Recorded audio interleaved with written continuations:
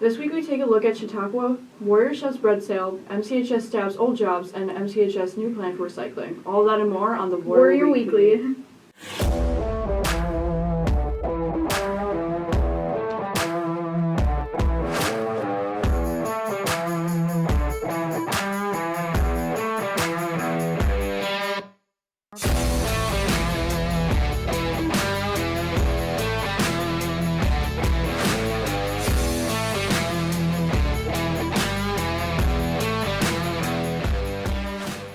Good morning, Warriors, and welcome to this week's edition of the Warrior Weekly. Presented by Warrior Student Media, I'm Elliot Raymond. And I'm Christine Duckworth. This week, we take a look at a number of exciting events and stories at MCHS. But first, we dive deeper into this year's annual Chautauqua event at McHenry.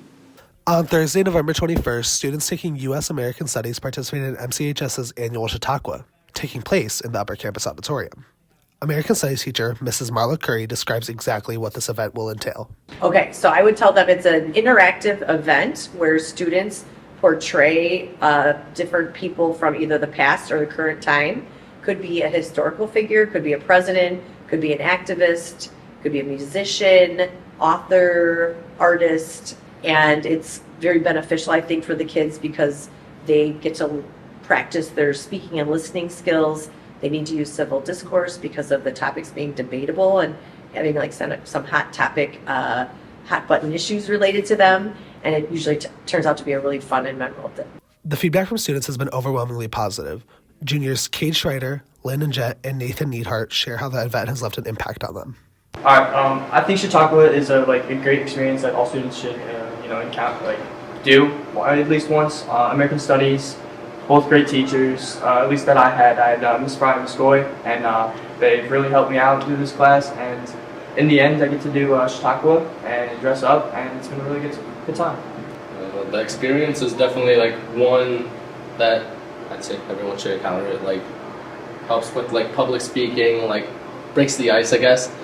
I think it was great because I remember beginning of the year they were talking about this, and I was like, oh, probably never gonna happen. Because it was so far away. But then, every project leads up to this, and now this is finally it. This is Chautauqua, We're here.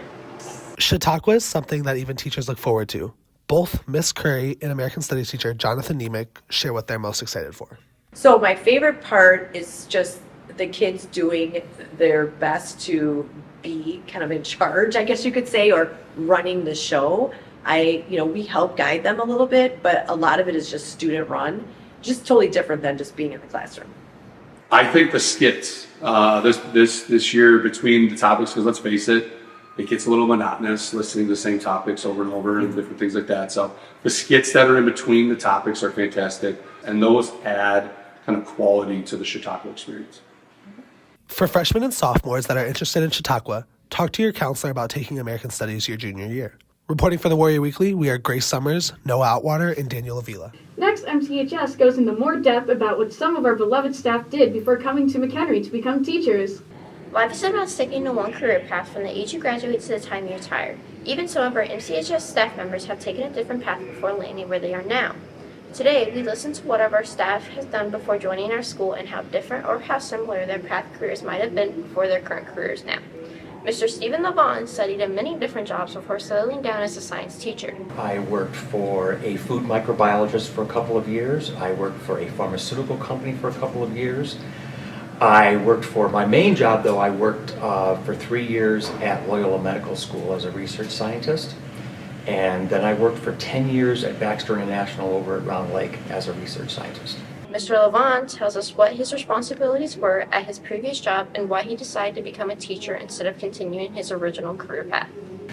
At Baxter, I was the point person for molecular biology. My main job was to DNA sequence, polymerase chain reaction, isolating DNA and RNA, maintaining cell cultures.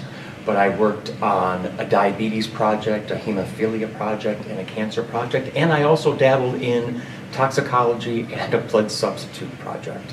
I kind of backed into this profession. I didn't plan on being a teacher at all.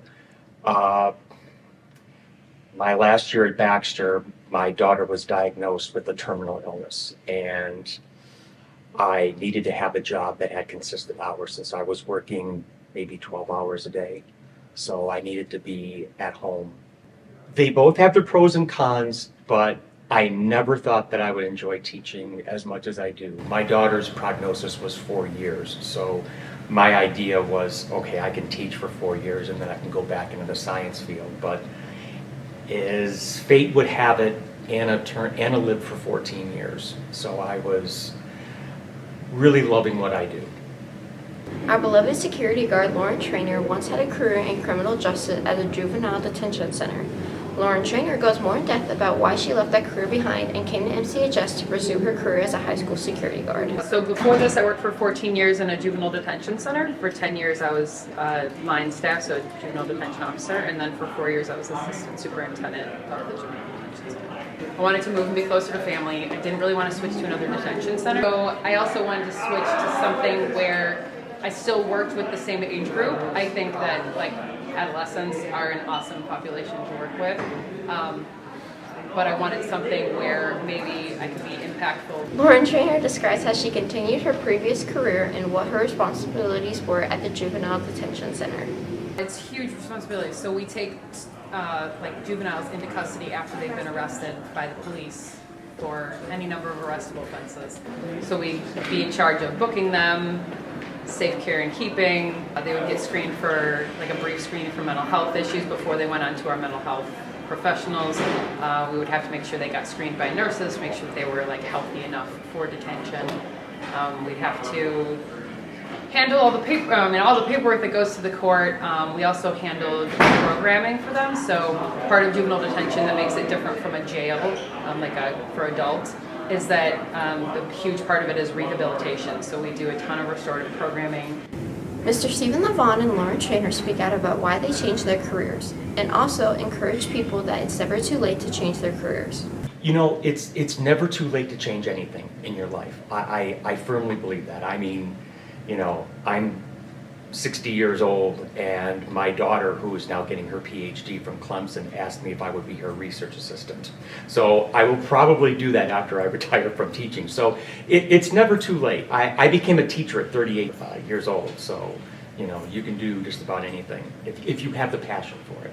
I think if you find something that you're passionate about, and find that what you're doing isn't bringing you the joy anymore, you don't have to love every moment of everything.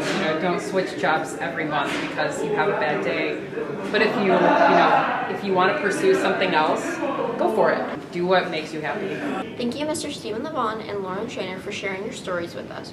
Report for the Warrior Weekly, we are Cameron Mitchell, Fionn Curtin, Ellie Julio, and Scotty Cole. Have a great week, Warriors. Now, our very own Warrior Chef program aimed to brighten up the holidays with some bakery items. Last week, Warrior Chef prepared pumpkin and cranberry bread for staff members at Upper Campus. Culinary teacher Miss Cadlick talks about the purpose for this bread and why it's being sold to MCHS staff. Warrior Chef sent out an order form to all staff members to see if they would like for us to make them either pumpkin bread or orange cranberry bread for Thanksgiving so that they can bring it to their Thanksgiving celebrations. So we sent that order out, and then staff members ordered a certain number of loaves, and so we've been baking all week for that. Seniors Kylie Chanowski and Madeline Smith further elaborates on what they did to prepare for Thanksgiving and what it's like using the skills they know. Warrior Chef is doing a thing where they bake goods for the staff before Thanksgiving. So the idea is they have something that they can bring home, and then I think we're freezing the bread so that they can bring it home and then reheat it and then have it at Thanksgiving. I like doing this because I like baking, and I like that we get to interact with all the staff and students. I like doing this because it gives me more practice on baking breads, and it also gives me more practice and just using my skills that I know. Reporting for the Warrior Weekly were Vanessa Atherton, McKenna Harvey, and Allison Casey. Lastly, MCHS introduced our new recycling program at the Upper Campus. MCHS has introduced a new recycling program at school to help make students learn about the importance of recycling and help out the school in general. Yes, so second semester, McHenry High School will begin placing all of the items in our recycling bins into the recycling dumpster, which has not been occurring because of the lack of fidelity of what's being put in our recycling bins.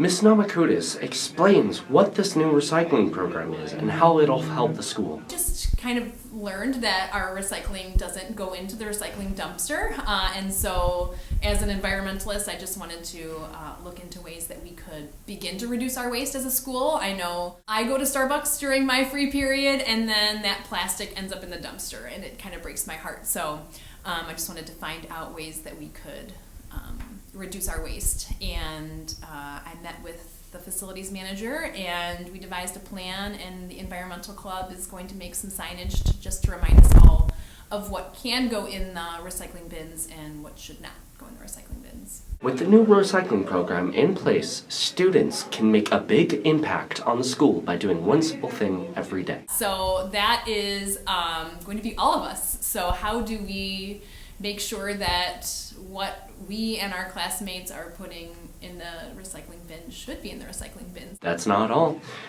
Junior Liam Yamas explains what she hopes will happen with the new program and what she thinks about recycling in general. I think it will be very beneficial for students to know more about recycling and how to do it. I am hoping that more people will be recycling because it is better for the environment and can use it to make more things. Ms. Namakudis explains what benefits will come in with the new program being put into place.